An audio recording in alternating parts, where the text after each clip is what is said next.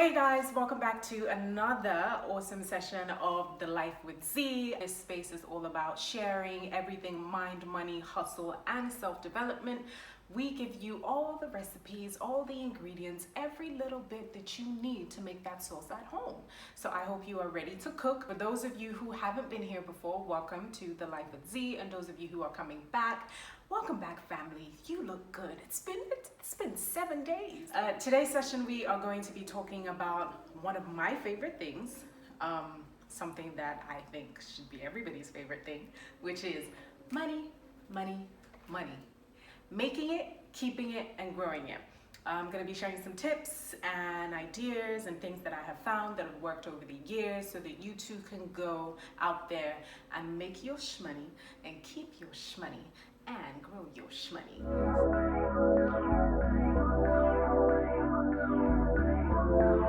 Firstly, I want to quickly express that, I try to keep these videos very short, about 10 minutes or so. I really try to capture the key points and the things that I think are really important in 10 minutes. And sometimes it's not easy. So this is one of those topics that I'm gonna really try and gloss over as best as I can. I'm gonna try and drop some links in the description box for you so that you have all the tools that you need. First thing first, we are going to be talking about making money.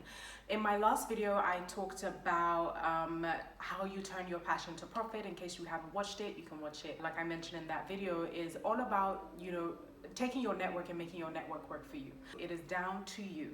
And when I say that, one of the ways that I believe that you guys can definitely make money for yourself is, again, looking inward, right? So asking yourself, what are the skills that I have that can help me generate a little bit of income? Some of the businesses that I found that were pandemic proof in terms of, generating a bit of income, I'm gonna go through them now. For example, food vendors. So people who were literally good at cooking.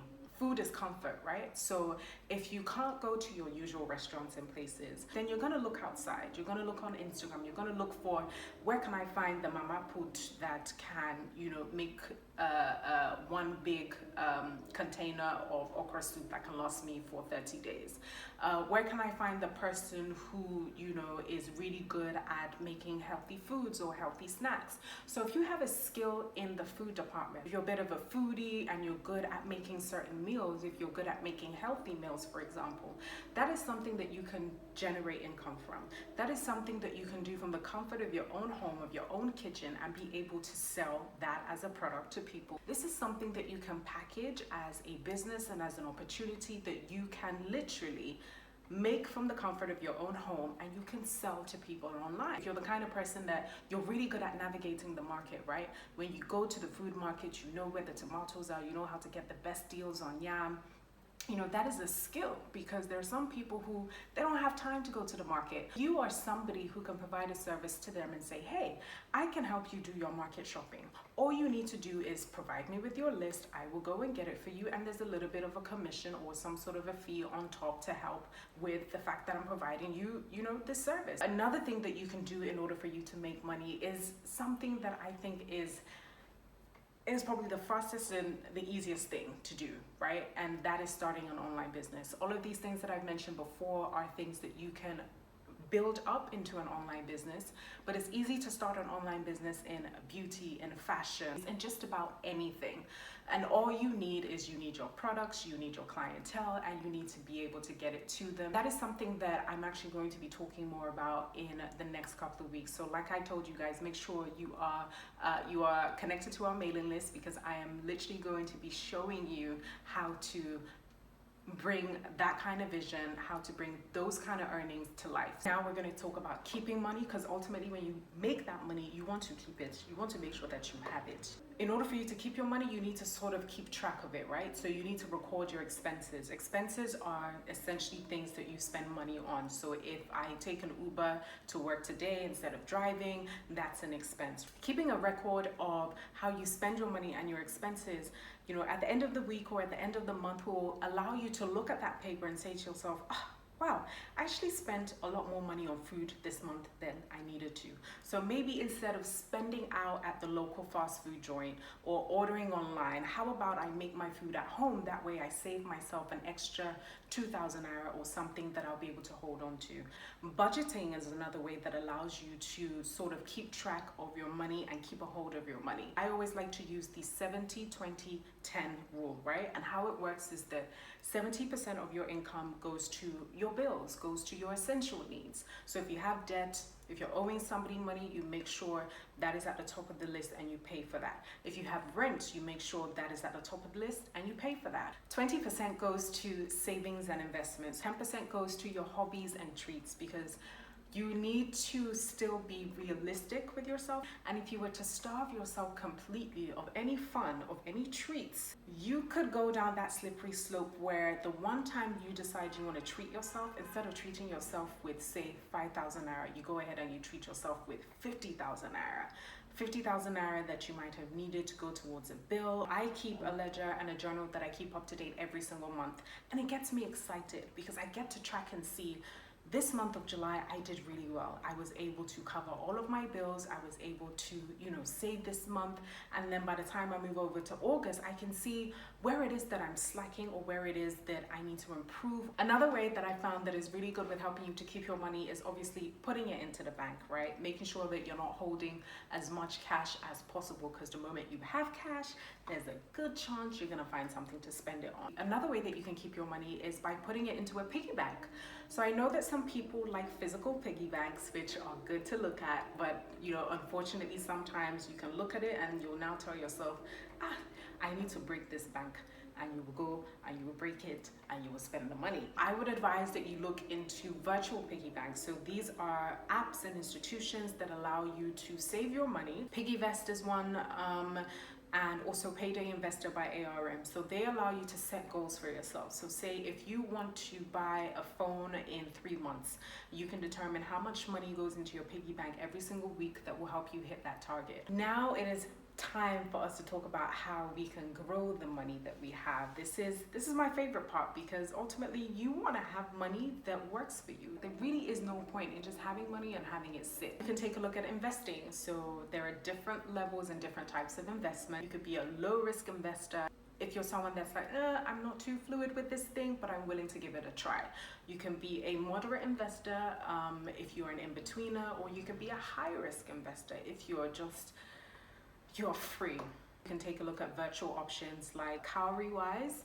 They tend to have some options for different levels of risk. And the good thing about them is that they also allow you to invest in Naira as well as allowing you to invest in dollar. And the reason why you rely on them as the experts, and you pretty much just sit and you watch how your earnings come in. So you can either go with one of those options where your earnings are coming in, your interest on your money is coming in every, I think, couple of months, or you can wait till the end of the year and get what you have invested along with the interest. And some of these mutual funds tend to have what they call a capital protection, which means whatever it is you put in, at least that is protected against any issues, against any kind of crash.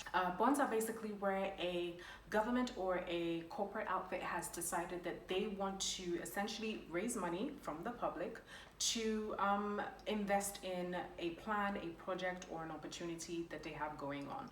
And again, so somebody who is an expert, or who is an investment advisor, or who comes through, say, a Cowrywise, will then place that opportunity in front of you, and you can determine if you want to be a part of those who are buying into those bonds and buying into that platform. Another way in which you can grow your money is business, starting a business. Guys, you don't literally need to have a building. You can go online.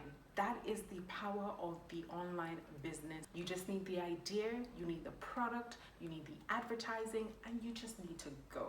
Whatever money that you have invested into that business, allow it to generate a profit for you, and literally watch this thing that you have built grow. Another personal favorite of mine is agri-tech.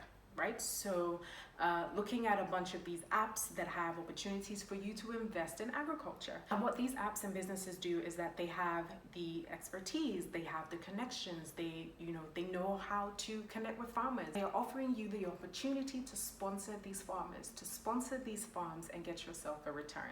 Be it a poultry farm with a 12% or 15% return in 4 to 6 months. Some of the apps that I have used as well that I found really useful are the likes of Farm Crowdy, Agro Partnerships, and these are guys that I have found that are secure, that offer you not only insurance and protection with a provider, but they keep you updated. You can start investing with as little as, I think some of them have options with 5,000 naira or 20,000 naira, and you can buy however many units of that particular farm that you want.